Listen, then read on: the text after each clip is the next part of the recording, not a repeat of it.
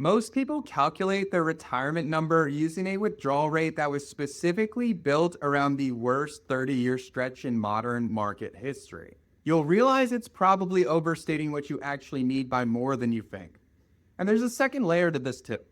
Once you see what that assumption actually is, the gap between not quite there and already there gets a lot smaller than most people think. Here's what you've been told. The safe withdrawal rate is 4%. Take your annual spending, multiply by 25, that's your number. Spend $80,000 a year, you need $2 million. It's clean, it's simple, and becomes the default answer to how much do I need to retire? In this video, I want to show you three things. First, where that 4% number actually comes from and what it assumes about how you'll spend money for the next 30 years. Second, what happens to that number the moment you're willing to make small adjustments in bad years. And third, what that actually means if you're sitting on a number that's close, but not quite at the 4% target. Where the 4% rule actually comes from. Talking about this first can help us unpack a better starting point and how to interpret this. Here's what we're actually missing, and this is important. The 4% rule didn't come from someone deciding what sounded reasonable. It came from stress testing a specific withdrawal strategy against a 30-year period in market history, going back decades, and finding what would have survived the worst one.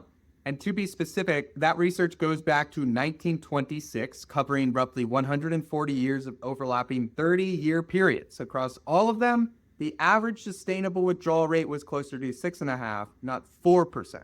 The 4% floor was only applied to a handful of truly terrible scenarios. Here's the part that matters though. For almost every other 30-year period in history, a withdrawal rate well above 4%, often 5 or 6%, would have worked just fine.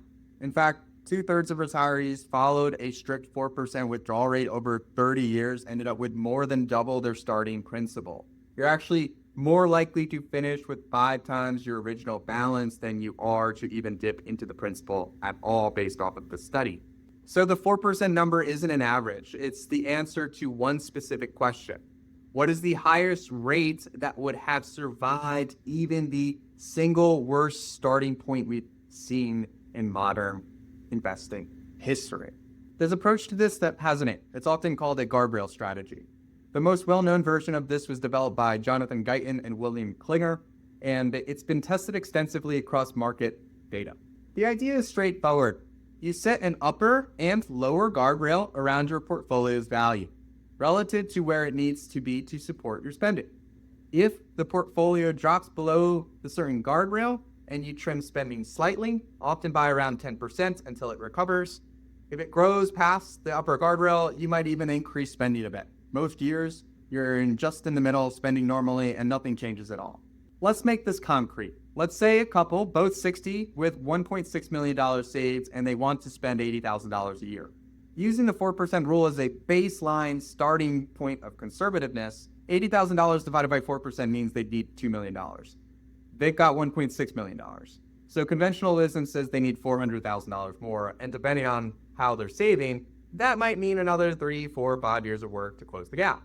But let's look at what $1.6 million actually represents. $80,000 a year from $1.6 million is a 5% withdrawal rate, right? Not 4%, 5. Now, a 5% withdrawal rate with no adjustments ever, regardless of what the market does, that's genuinely more aggressive than the 4% rule was built for. But here's where the guardrails come in. Research on this, going back years, has tested what happens when retirees use something closer to how people actually behave. Starting around 5%, but agreeing in advance that if the portfolio drops to a certain level, we'll trim our discretionary expenses by something like 10% until it recovers, and then go back to normal.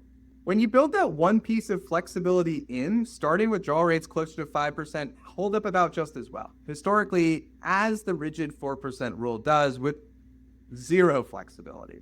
Specifically, the Guyton-Klinger research found that for a 60-40 portfolio, starting withdrawal rate around 5 to 5.5% with pre-committed spending adjustments had comparable historical survival rates as the 4% rigid withdrawal rate with no flexibility. So same portfolio, same $1.6 million, the difference is just the willingness to flex slightly in bad years. And remember, this is before Social Security, pensions, or any guaranteed income sources begin. So once Social Security starts, say, around $40,000 a year combined for this couple, the amount they actually need to pull from the portfolio drops even further, which gives them even more room without that guardrails framework. Here's a simple way to think about it. Every $1,000 a month in Social Security is roughly 300 grand less your portfolio needs to provide. So 40 grand a year combined benefits paid about extra $1 million in your combined spending. You could see that as one big potential bond proxy in your investment portfolio. So this couple at 60 with $1.6 million and an average $80,000 spending need, under the rigid version of the math, they're $400,000 short. Under the flexible version, they might already be at their number. Now I know what you're thinking. Okay, but doesn't that just mean if the market crashes, I'm stuck cutting my spending in retirement? That sounds like the opposite of secure. And look, that's a fair reaction, but let's be specific about what we're actually talking about. To make this concrete, say this couple's $1.6 million withdrawing at 5% has an upper guardrail of $1.76 million and a lower guardrail of $1.44 million, roughly 10% in either direction. If a market downturn pushes the portfolio down to 1.44, the plan says trim spending by about 10% from $80,000 to $72,000 until the portfolio recovers back above that line. That's the entire mechanism. We're not talking about a permanent cut. We're talking about a temporary adjustment, triggered only if the portfolio drops below a certain threshold, and only until it recovers. In the historical periods where this would have been triggered, it usually meant something like skipping one discretionary expense for a year or two, not a fundamental change to how you live. And here's the trade-off, stated plainly. Option number one, work 2, 3, maybe 5 years specifically so that you never have to take any spending adjustment whatsoever in any scenario based off of the worst case that we've seen in modern American history. Option 2, retire sooner rather than later with a plan that says if things get bad, you will be willing to trim spending and adjust course as things change, whether it be 10% for a year or two and then go back to normal once the portfolio recovers.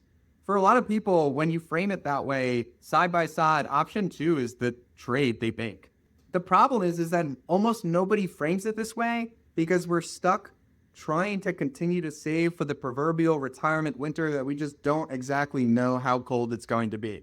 And I'll tell you, no one will ever know how cold retirement winters may be in the future. So what I often find is that we try to get more of a weighted, fuzzy, comfy, cozy safety blanket of resources for us to fall back on so that the chance of us needing to make spending withdrawal or spending adjustments in retirement is even lower than we otherwise would have. Now, this is not a one-size-fits-all, and there are real situations where the more conservative number is the right one. If your spending is almost entirely fixed, mortgage, insurance, basic living costs, and very little discretionary room to cut, then the guardrails approach doesn't give us a lot to work with because we don't have a lot of spending to maneuver. The whole strategy depends on having something that you can trim if you need it to. If you're retiring much earlier than 60, say in your 40s or 50s, your money needs to last well beyond 30 years. And the research behind these flexible withdrawal rates was generally tested over 30-year horizons. Longer horizons call for more caution. Some research looking at international data and longer time horizons suggests a safer withdrawal rate closer to 2.7% for early retirees with up to 40-year horizons. So the guardrails math really does change the earlier that you go and the longer your horizon. If you know yourself well enough to know that you wouldn't actually follow the plan, that a bad year in the market could cause you to panic and make changes far bigger than a 10% trim, then the flexibility isn't really there in practice, even if it's there on paper. And honestly, most research on retiree spending behavior shows the opposite problem is actually more common. Most retirees underspend, not overspend. The average retiree withdraws only 2.1% from their portfolio, even well below that conservative 4% rule we've been referencing. And if a specific legacy goal, leaving a certain amount to the kids or causes, is a hard requirement rather than a nice to have, that also changes the calculation because the guardrails are protecting your spending, not a specific ending balance. But for a couple in their early 60s with Social Security still to come, a spending plan that has some discretionary room with it, and a withdrawal rate in the 4.5% to 5% range rather than 6 or 7%, the gap between not quite there and already there is often smaller than the 4% rule makes it look. This is not for everyone. If your spending is mostly fixed with little flexibility, or you're retiring decades earlier than 60, the more conservative number might be a better starting point for you. But if you're within a few years of 60, your withdrawal rate is somewhere in that 4.5% to 5% range rather than well above it, and nobody's ever shown you about a guardrails approach and how it would actually impact your timeline, a first conversation is just that, and one that I would welcome. We'd look at your numbers, educate you in options that we see in front of you. No pressure, no obligation either way, whether we wanted to continue that dialogue. This is what I call our healthy financial checkup, and it's one that I would want to make sure that we're approaching similarly to our financial life, just like we do our healthcare checkups. Thanks for watching, and I'll see you in the next one.